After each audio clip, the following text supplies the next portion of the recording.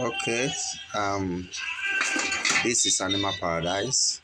Um, I want to just say a little thing concerning a kind of, should I call it a wrong philosophy or a wrong theory or a wrong belief that if you get animals from the northern Nigeria, those northern animals, and bring them to the south, that they will not survive, that it's difficult for them to survive.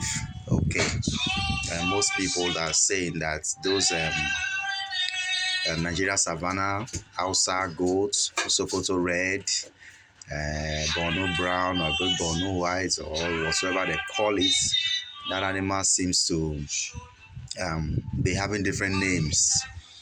I seen it, but the original name is the Maradi breed. They said if you bring them to the south, even there's a new one now, this Sahel. People are saying that if you bring them to the southern Nigeria, they will not survive. That philosophy is fallacy. It's a big lie. Um, if you make a mistake in the process of stocking, that's when the animals will die. There are principles and there are processes you follow in the process of stocking and quarantine stroke vaccination. If you make one small mistake, just one oversight, the animals will die. First of all, um, there is a big difference between slaughter animals and breeding animals. Slaughter animals are animals that are to be sold in the market. People buy them, then they kill them, they slaughter them for meat. Those ones are ready for meat. And most of those animals, or all of those, most of those animals are not vaccinated animals. They have not been taken care of in the process through the process that will secure their health. So if you go to the north and you buy all these slaughter animals, all these non-vaccinated animals, and then you bring them to the south, sometimes even before you get to the south, before you bring them down from the vehicles, most of them will be dying. Some of them will die. Are you seeing it? So, but when you go to the north, it's something. Breeding animals are expensive. You want to get animals that have been vaccinated, and then they are farm animals that have been vaccinated. They are ready. They have been properly taken care of. They are good for farm. They are good for breeding. Some of them are expensive. Sometimes you may get a slaughter animal for like 50,000 and get a breeding animal for like 60, 70,000. So most of the times people are afraid of that price.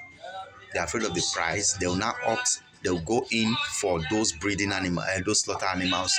They begin to have issues.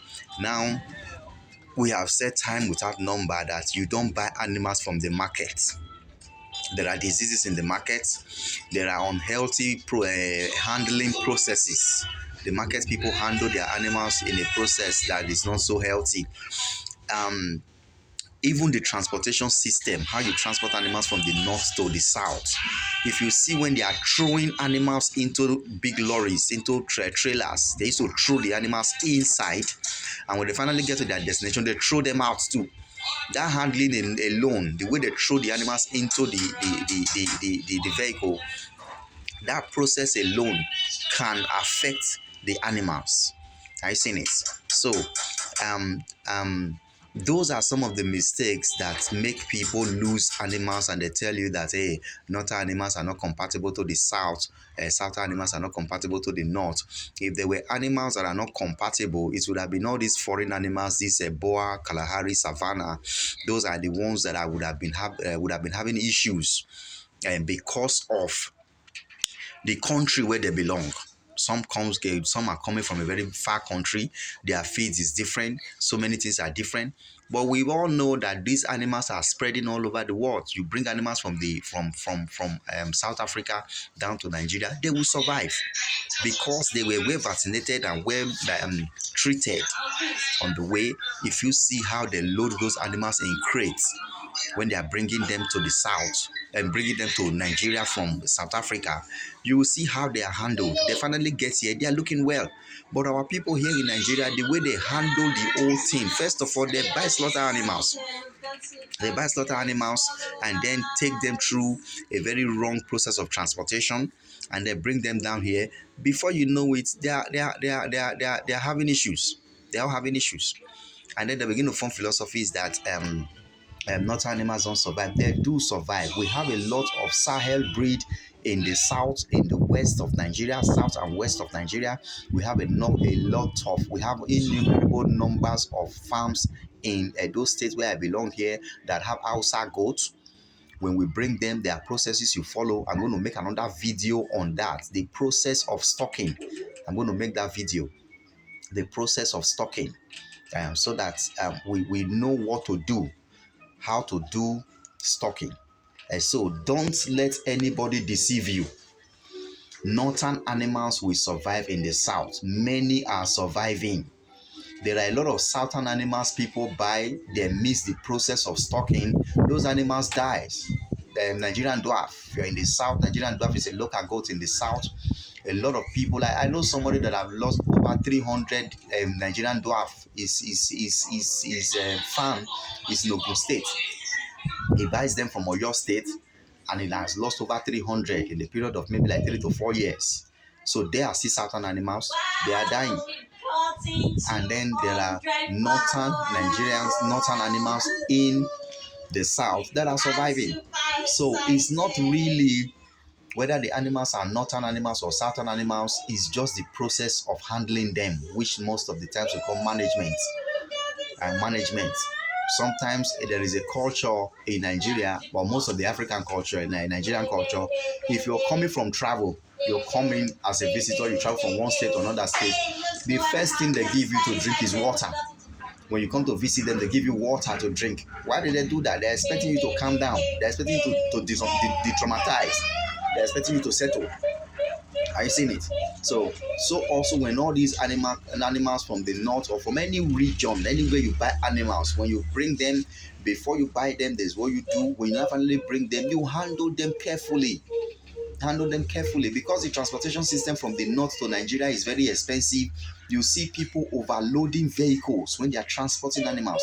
They overload vehicles. By the time they load maybe like 500 animals into a vehicle, when the vehicle gets to the south, 10 or 15 of them are already dead before you open the vehicle to be offloading. And when they are loading those animals, my God, you will pity the animals. But you don't blame those guys because they are supplying slaughter animals. I even got to understand that some of those people that are selling animals, when they have a dead animal, they still sell the meat. Are you seeing it? They still go ahead and sell the meat. So because of that, you see, they don't really care. They are just selling slaughter animals. But if you are going to get breeding animals, there are processes you follow. Get vaccinated animals. Make sure they are vaccinated. When you bring them down, make sure they are vaccinated. Take them through a very comfortable transport system. And the transport system, when they get to you break the journey. When they are coming, they get somewhere, you stop, you give them food, you give them water. We move again. After some hours, you stop, you give them food, you give them water. I have said in one of my videos before, and I'm saying it again. If a ruminant does not eat in the 24 hours, the rumen doesn't move, that animal will become sick. If the rumen of an animal doesn't move, the animal becomes sick. And then some of those northern state or southern state, they are beyond 24 hours.